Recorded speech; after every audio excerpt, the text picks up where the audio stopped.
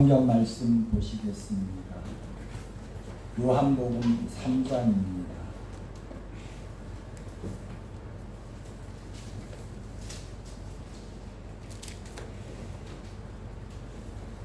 요한복음 3장 1절에서 10절까지 말씀을 교독하겠습니다. 요한복음 3장 1절로 10절 말씀입니다. 그런데 바리새인 중에 니고데모라 하는 사람이 있으니 유대인의 지도자라. 그가 밤에 예수께 와서 이르되 라삐어, 우리가 당신은 하나님께로부터 오신 선생인 줄 아나이다. 하나님이 함께 하시지 아니하시면 당신이 행하시는 이 표적을 아무도 할 수 없음이니이다. 예수께서 대답하여 이르시되 진실로 진실로 내게 이르노니 사람이 거듭나지 아니하면 하나님 나라를 볼 수 없느니라.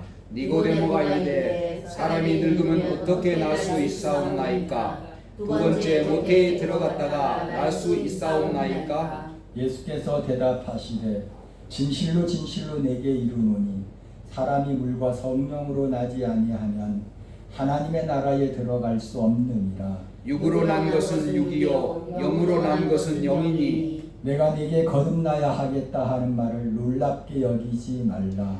바람이 임의로 불 때 내가 그 소리를 들어도 어디서 와서 어디로 가는지 알지 못하나니 성령으로 난 사람도 다 그러하니라. 니고데모가 대답하여 이르되 어찌 그러한 일이 있을 수 있나이까? 예수께서 그에게 대답하여 이르시되 너는 이스라엘의 선생으로서 이러한 것들을 알지 못하느냐. 아멘. 할렐루야. 우리가 사람들이 살아가는 모습을 보면 저 사람은 염려도 없고 근심도 없고 참 행복하겠구나, 그런 생각이 드는 사람들이 많이 있어요. 며칠 전에 인터넷에 보니까 현대자동차의 회장 되시는 분이 자기 그 전용 비행기를 또 하나 구입했다고 나오더라고요. 그래서 재벌 총수들은 자기 전용 비행기를 타고 다니는구나. 그런데 그거를 이렇게 보니까 기사에 전용 비행기가 4대나 있다고 그러더라고요.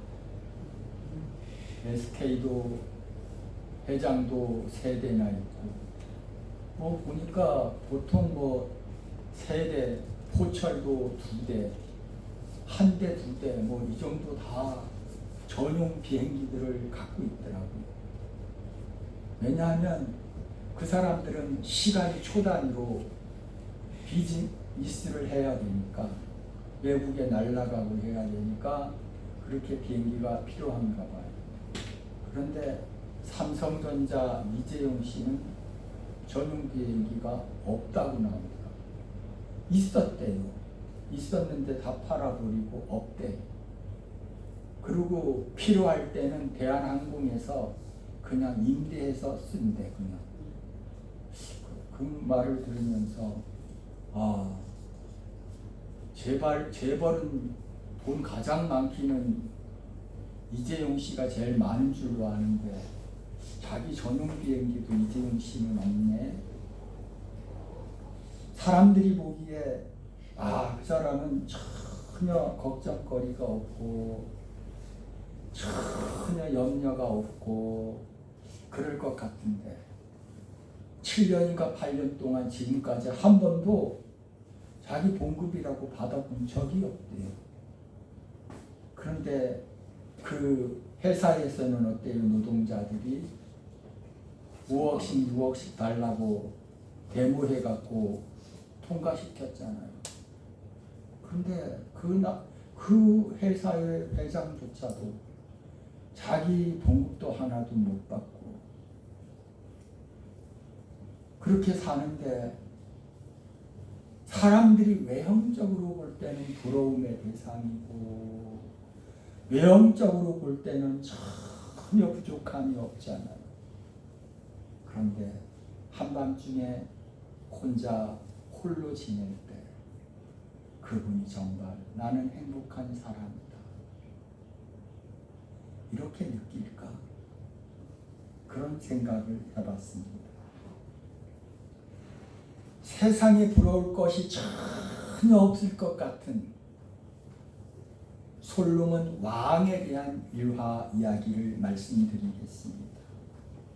솔로몬과 포도주라는 이야기입니다.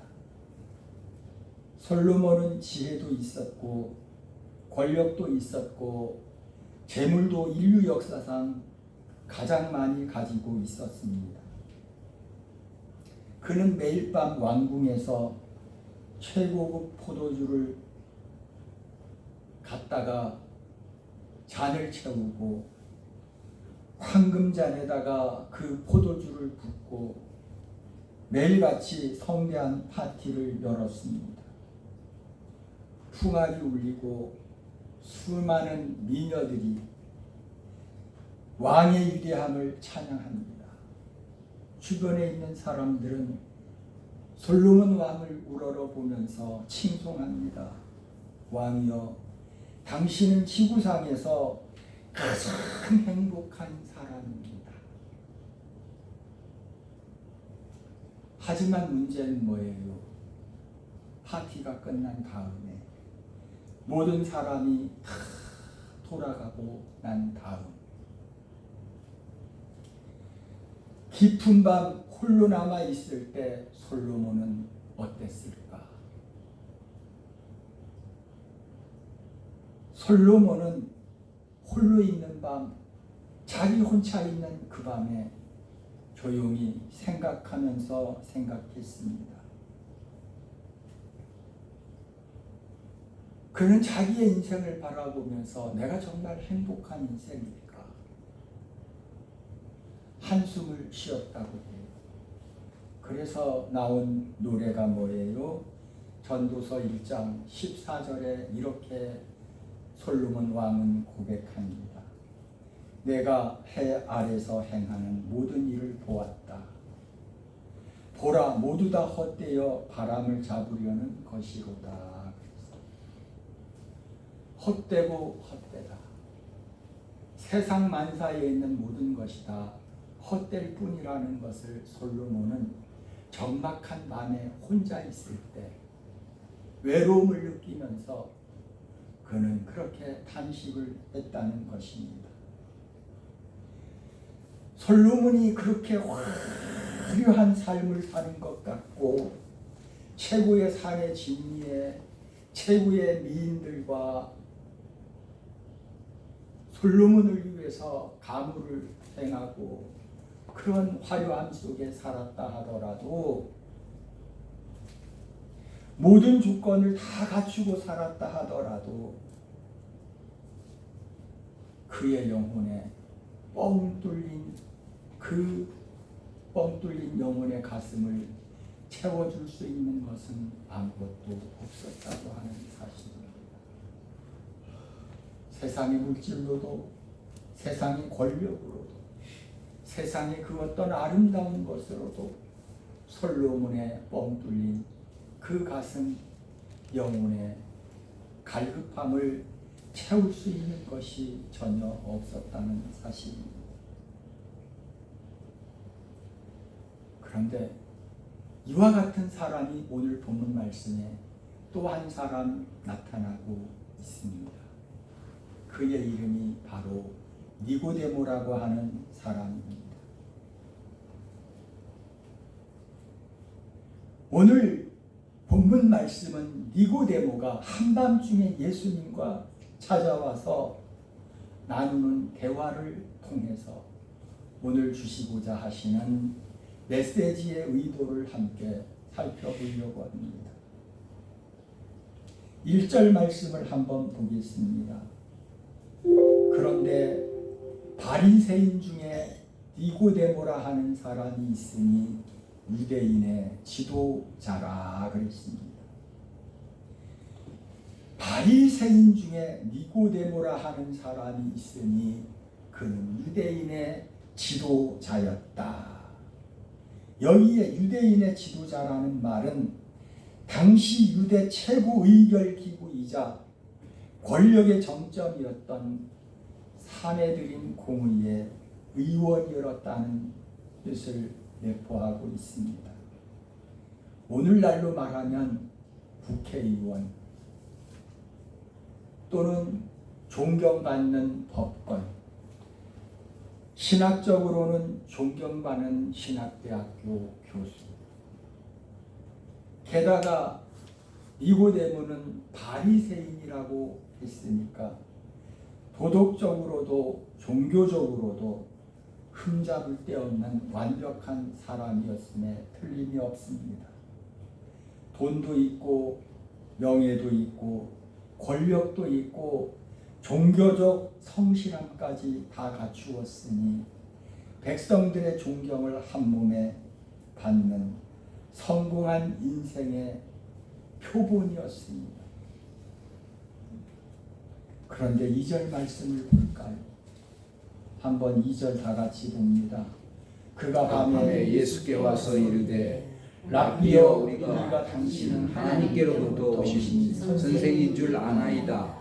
하나님이 함께 하시지 아니하시면 당신이 행하시는 이 표적을 아무도 할 수 없음이니이다.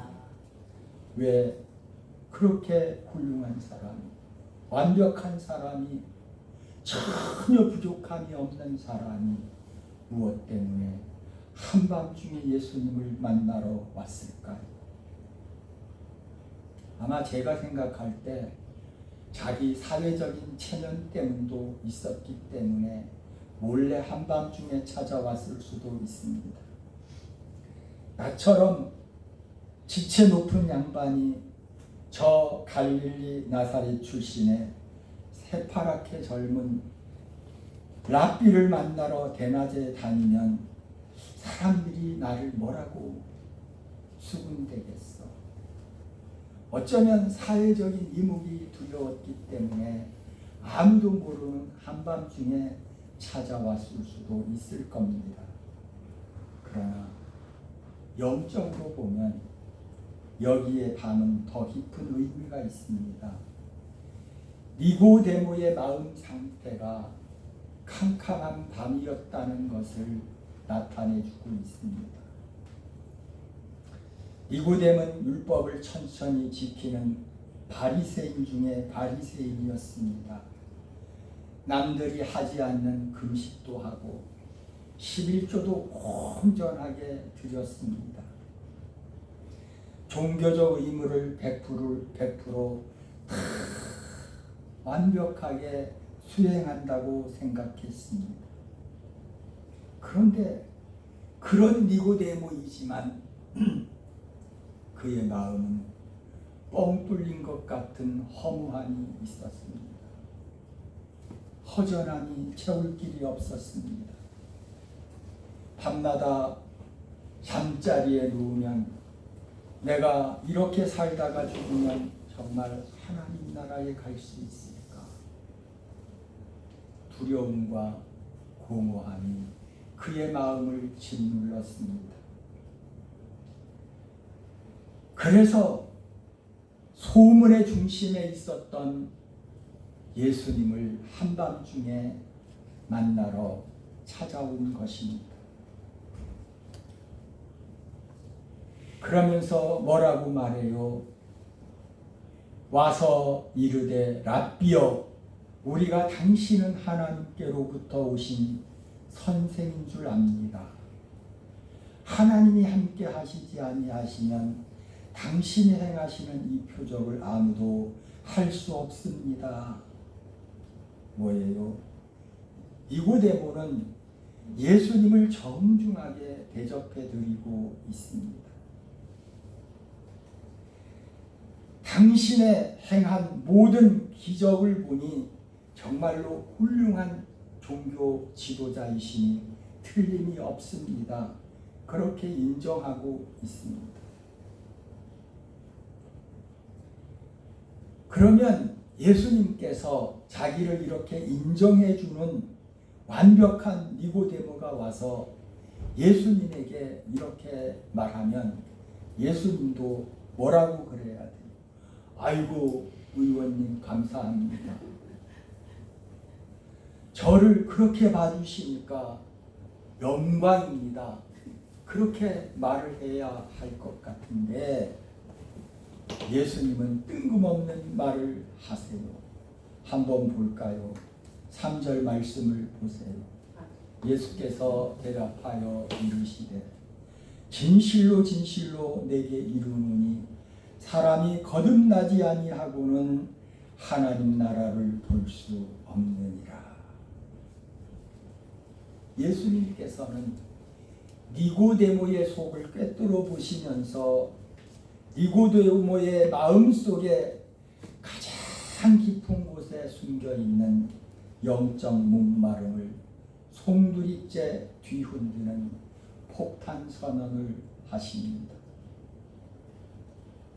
진실로 진실로 내게 이르노니 사람이 거듭나지 않으면 하나님 나라를 볼 수 없다.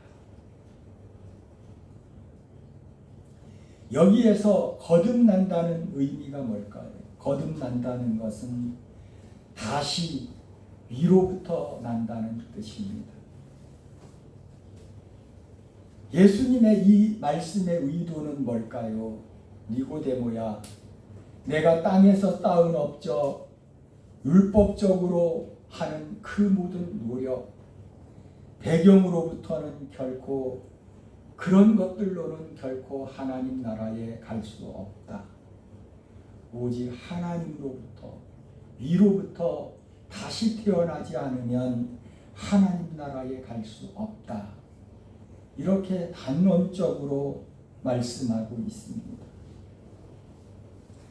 인간이 평생의 노력과 인간의 그 선한 행위로 의의를 쌓는다고 해서 그것을 통해서는 결코 하나님 나라에 갈 수 없다고 예수님께서 단언적으로 말씀해 주고 있습니다.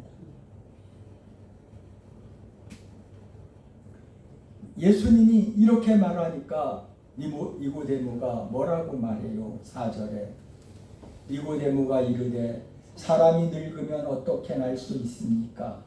두 번째 모태에 들어갔다가 나와야 합니까?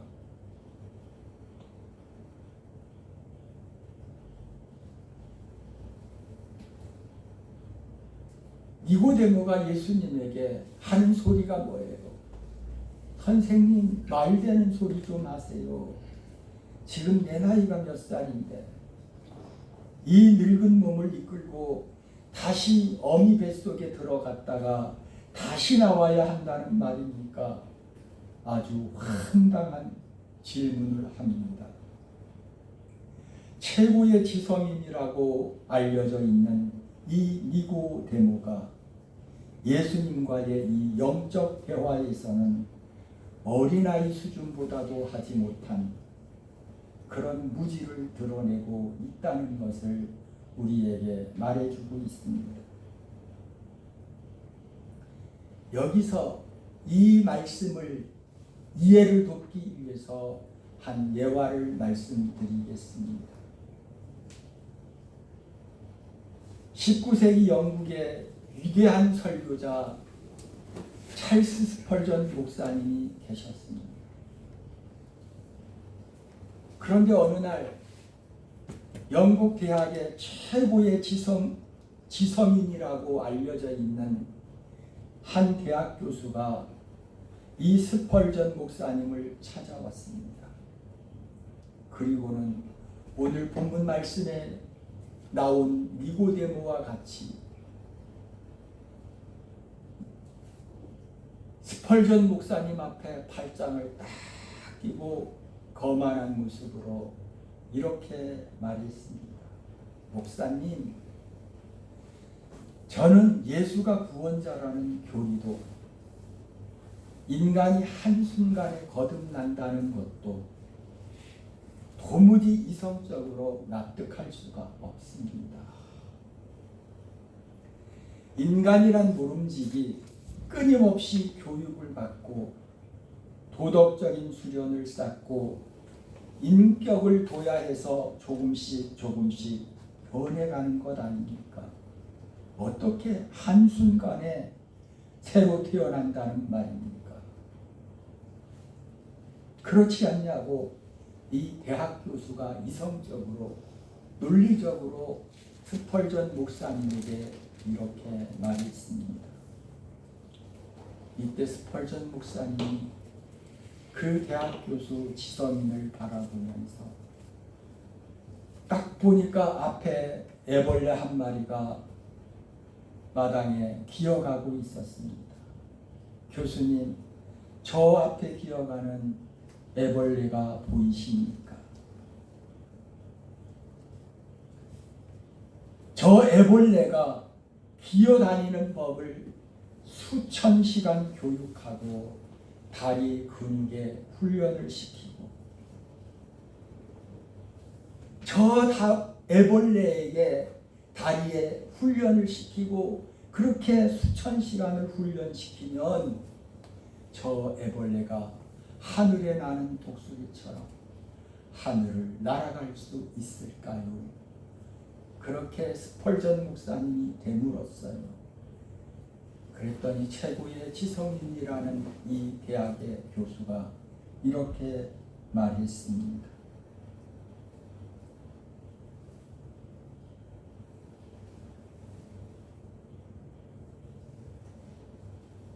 대학 교수가 어이가 없다는 듯이 그럴 수 있느냐고. 애벌레는 아무리 훈련을 하고 아무리 교육을 시키고 아무리 다리 훈련을 해도 애벌레는 애벌레지 절대로 하늘을 날 수 없다고 대학 교수가 그렇게 말했어요. 그러자 스펄전 목사님이 쐐기를 박듯이 이렇게 의미 있는 말을 했어요.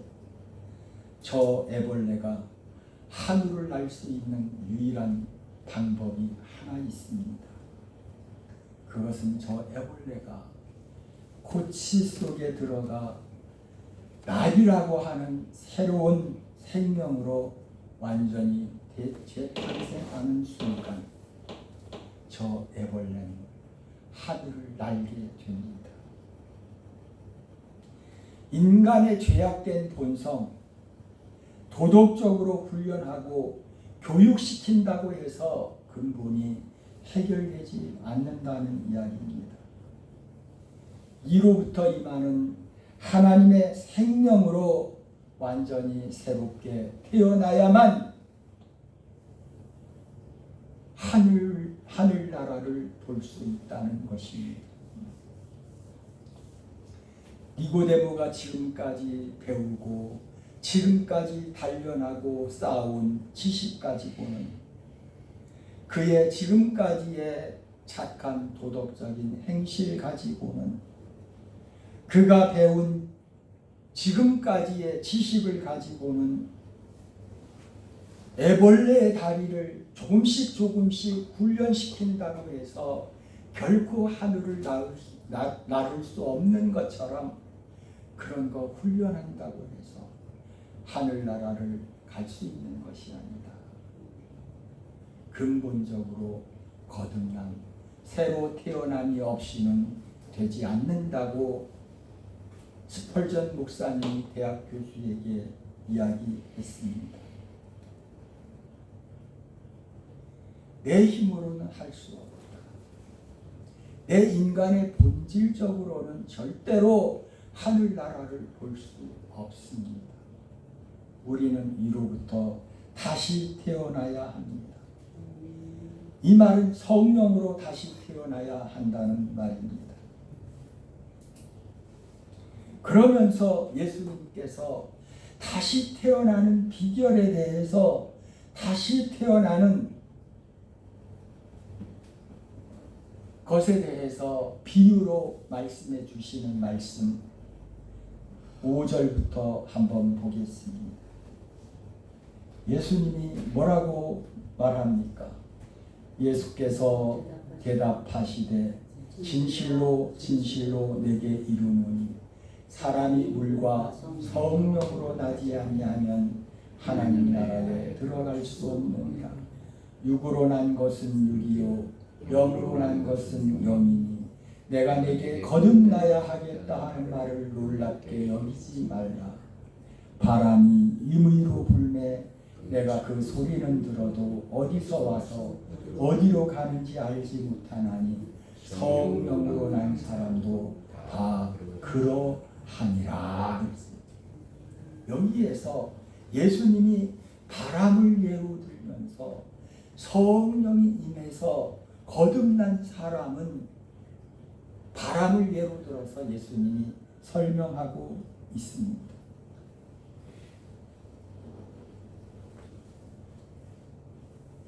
바람을 눈으로 봤습니까? 바람이 눈에 보입니까? 바람은 투명한 것이라서 사람의 눈으로 바람을 볼 수 없어요. 어느 누구도 바람을 보지 못해요. 그런데 바람이 만들어내는 결과는 알 수 있습니까? 없습니까? 바람이 만들어내는 결과는 알 수 있어요. 바람이 불면 어때요? 나무 가지가 흔들려요. 바람이 불면 얼굴에 찬바람이 싹 스쳐 지나가는 게 느끼게끔 되어 있어요. 알 수 있어요. 바람의 결과는 알지만 눈으로는 바람이 보이지는 않아요.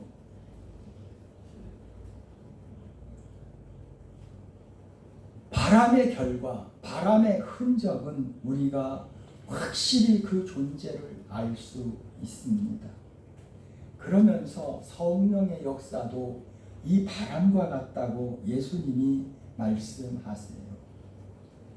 우리가 하나님의 자녀로 거듭나는 그 순간 하늘에서 번개가 치듯이 번쩍하면서 영혼의 세포가 바뀌거나 어떤 사람이 완전히 허물을 받고 새 사람으로 태어나는 그런 모습은 보이지 않아요.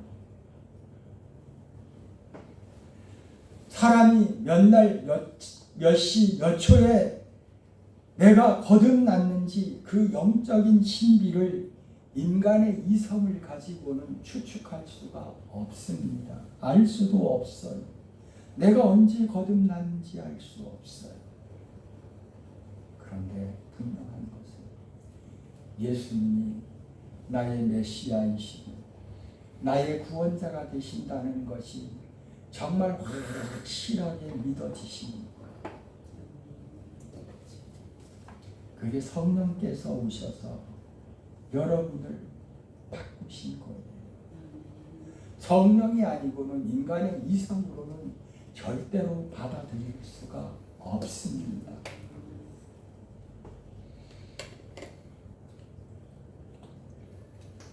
세상의 성공, 세상의 물질, 돈, 그게 인생의 전부인 줄 알고 살아가던 내가 어느 날부턴가 예수님이 믿어지기 시작합니다.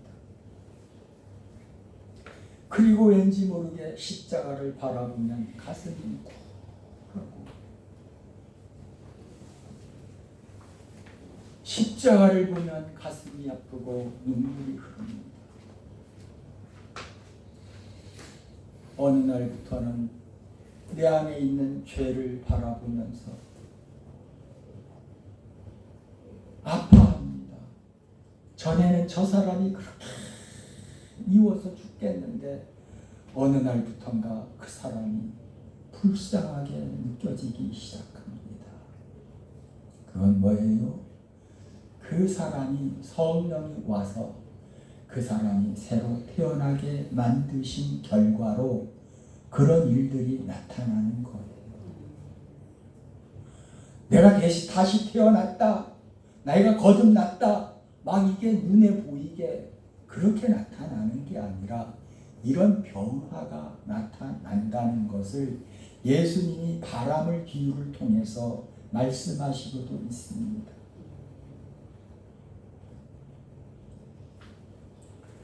하지만 안타깝게도 이 니고데모는 9절 말씀 다시 보세요. 니고데모가 대답하여 이르되 어찌 그런 일이 있을 수 있나이까. 예수께서 그에게 대답하여 이르시되 너는 이스라엘의 선생으로서 이러한 것들을 알지 못하느냐.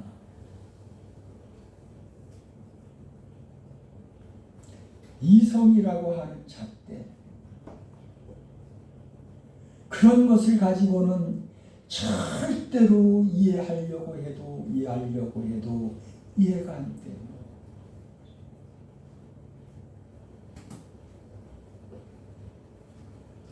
이성이라고 하는 그 단단한 껍질에 갇혀 있으면 하나님이 눈앞에 바로 앞에서 말씀하셔도 영적인 눈이 감겨져서 그 말씀을 깨달을 수가 없어요.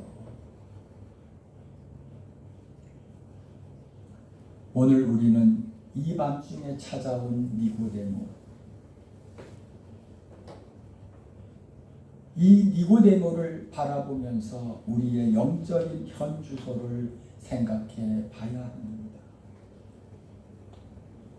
당신은 진정 거듭났습니까? 정말 예수 믿지 않는 사람을 보면 불쌍한 생각이 들어가십니까? 지옥 가는 사람들을 보면 정말 안타까운 마음이 있습니까?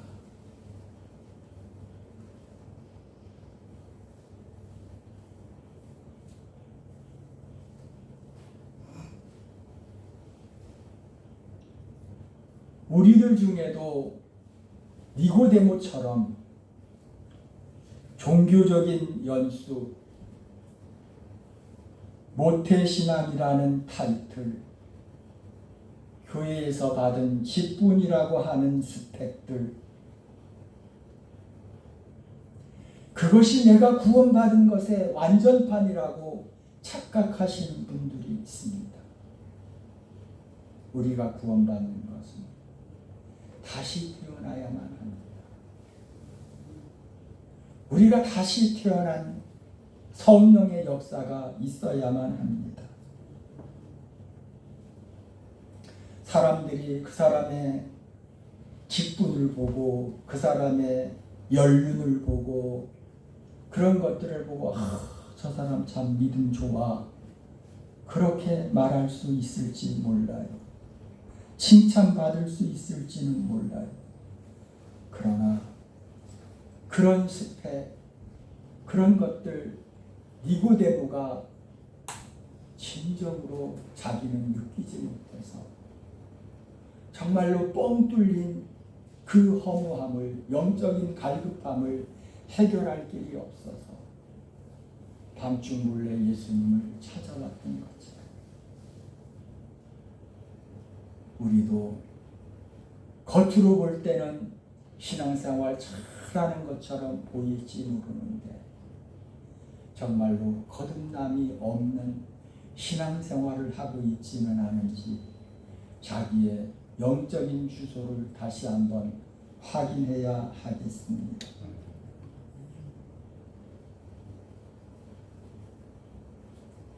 오늘 예수님께서는 니고데모뿐만 아니라 오늘 이 자리에 앉아있는 저와 여러분에게도 동일한 말씀을 합니다. 너의 지식의 틀을 내려놓고 성령의 바람 앞에 너를 온전히 맡겨라. 너는 위로부터 다시 태어나야 한다.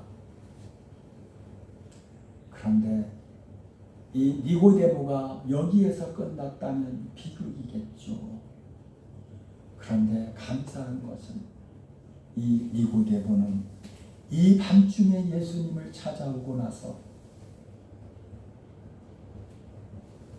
그의 인생은 실패로 끝나지 않았다고 하는 것을 우리는 성경을 통해서 발견할 수 있습니다. 비록 이날 밤에 예수님과 대화에서는 머리를 긁적이면서 아직 깨닫지 못하고 이해하지 못하는 것처럼 돌아갔지만 요한복음 후반부로 가면서 보면 니고데모의 변화가 나타났습니다. 요한복음 7장에 보면 바리새인들이 예수님을 붙잡아 죽이려고 모의할 때 니고데모가 군중 앞에서 당당하게 예수님을 변호합니다. 누가요?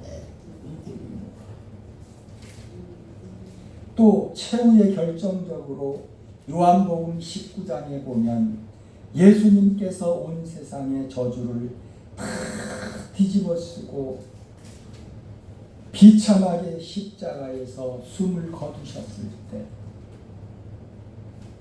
예수님의 제자들마저도 다 무서워서 숨어버리고 도망쳤을 그때 니고데모는 당당하게 청중들 앞에 나타납니다.